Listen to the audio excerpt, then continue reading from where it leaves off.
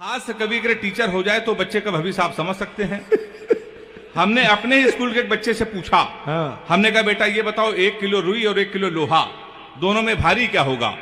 उसने कहा मास्टर साहब लोहा भारी होगा। मैंने कहा बेवकूफ, मैं जो तुमसे कह रहा हूं कि 1 किलो रुई 1 किलो लोहा, जब दोनों 1 किलो है तो लोहा कैसे भारी होगा? इसका जवाब सुनिएगा। उसने कहा मास्टर साहब आप हमको 1 किलो रुई फेंक के मारिए, हम आपको 1 किलो लोहा फेंक के मारते हैं। हाँ, ऐसी ताली बजाइए, आप जान जाएंगे क्या भारी होगा। विजय भाई भी बैठे हैं। हमने दूसरा क्वेश्चन पूछा, हमने कहा हिंदुस्तान में सबसे तेज उड़ने वाले पंछी का क्या नाम है? उसने जवाब दिया हाथी। हमने खड़े हो जाओ तुम्हारे बाप क्या करते हैं? उसने कहा योगी जी की बुलडोजर चलाते हैं। हमने कहा बैठ जाओ, हाथी सही जवाब। बहुत अच्छा। वो भारत जोड़ो यात्रा में आंध्र प्रदेश चला गया। आंध्र प्रदेश की भाषा किसी की समझ में नहीं आती कमल जी। तो सारे लोग बैठे हुए थे आंध्र प्रदेश के, तो राहुल गांधी जी बीच में से निकल के आए और वो स्टेज की तरफ आ रहे थे भाषण देने के लिए। तो इतने में एक आंध्र प्रदेश की महिला खड़ी हुई और राहुल गांधी जी के सर पे हाथ रख के बोली येंडू वरकिने तुम्बा, येंडू वरकिने तुम्बा। तो स्टेज पे आके बस बस, अब की बार हमारी सरकार को आने से कोई नहीं रोक सकता। एक अम्मा ने मेरे सर पे हाथ रख के बोला है येंडू वरकिने तुम्बा। तो नीचे से एक आदमी बोला भैया ये तुमसे कह रही हैं, बेटा तुमसे नहीं हो पाएगा। मैं सच बतला रहा हूं, बेटा तो बेटा, मां की हालत और भी बुरी है। मां एक जगह पर भाषण दे रही थी, हमारे बंगाल में जो गड्ढे हैं वो गुलाम नहीं आजाद हैं। तो पीछे से भाषण वाला बोला मैडम ये लाइन यूं है कि हमारे बगल में जो खड़े हैं वो गुलाम नबी आजाद है। वो भारत जोड़ो यात्रा में आंध्र प्रदेश चला गया। आंध्र प्रदेश की भाषा किसी की समझ में नहीं आती कमल जी।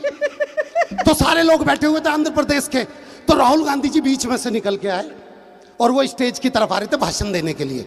तो इतने में एक आंध्र प्रदेश की महिला खड़ी हुई और राहुल गांधी जी के सर पे हाथ रख के बोली येंडू वरकिने तुम्बा, येंडू वरकिने तुम्बा। तो स्टेज पे आकर बस बस, अब की बार हमारी सरकार को आने से कोई नहीं रोक सकता। एक अम्मा ने मेरे सर पे हाथ रख के बोला है येंडू वरकिने तुम्बा। तो नीचे से एक आदमी बोला भैया ये तुमसे कह रही हैं, बेटा तुमसे नहीं हो पाएगा। मैं सच बतला रहा हूं, बेटा तो बेटा, मां की हालत और भी बुरी है। मां एक जगह पर भाषण दे रही थी, हमारे बंगाल में जो गड्ढे हैं वो गुलाम नहीं आजाद हैं।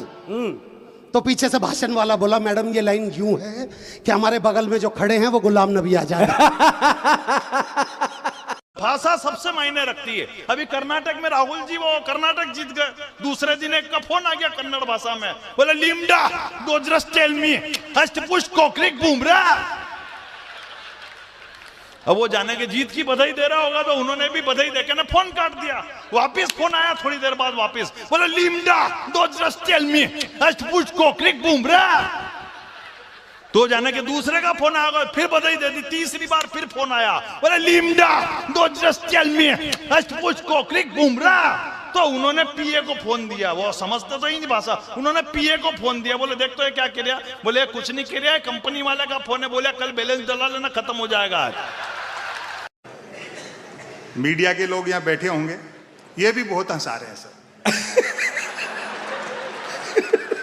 ये तो अच्छा वेब पोर्टल का कार्यक्रम है, सुबह अखबार पढ़ दो तो हंस हंस के पेट दुख जाता है मेरा। अखबार में आप खबर पढ़ो, एक लाइन में व्यंग हो जाता है, आज भारत के प्रधानमंत्री भारत आएंगे।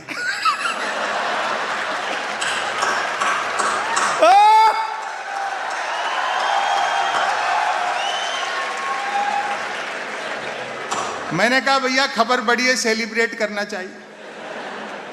मैंने एक 8-9 साल के बच्चे को 10 रुपए दिए। मैंने कहा बेटा सामने आइसक्रीम के ठेले वाला है, 5-5 रुपए की 2 कुल्फी ले आना, एक तू खाना एक मैं खाता हूं, आज भारत के प्रधानमंत्री भारत आएंगे।